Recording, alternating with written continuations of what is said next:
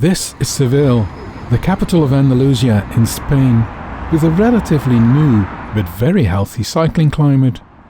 It is always a good sign to see people of all ages cycling, on a variety of bicycles, with a good share of women.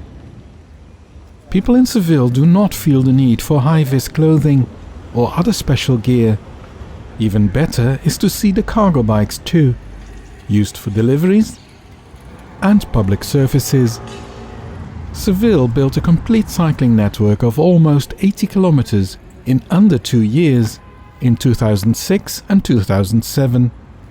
That initial network of protected cycling paths grew to 164 kilometers by 2013, almost 12% of the total road length of the city.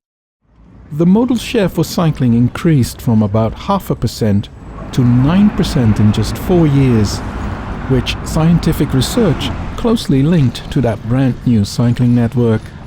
An important part of Seville's success story was the bike share system, aided by the city. It gave people access to a bicycle who, for a number of reasons, did not have their own bicycles.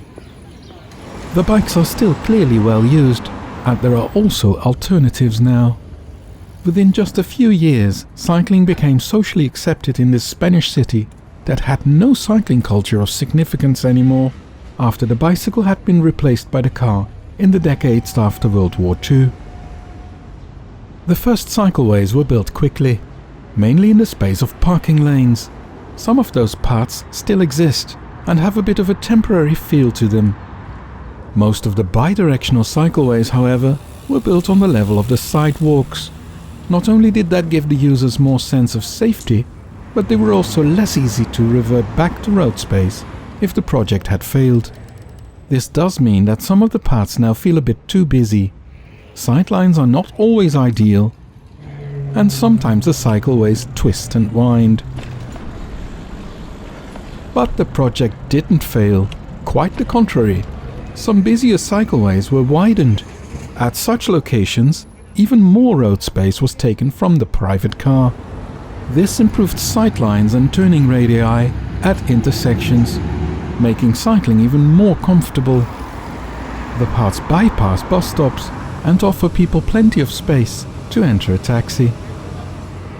Not all the cycle space is discreetly separated from pedestrian space, which isn't a problem in a quiet area, but can be a nuisance in the city centre. Most of the city centre streets did not require cycling infrastructure. These narrow streets calm traffic in a natural way. It is only a shame that the one-way streets cannot be used in the opposite direction for cycling. On a bicycle you can easily get lost. When a group of cyclists approaches with all riders riding side by side, you can almost assume it is a group of Dutch people. Even though the cycleways feel a bit narrow from a Dutch perspective, Seville did prove that you can build a completely new cycling network, leading to a successful cycling climate, even in a city without a strong cycling culture.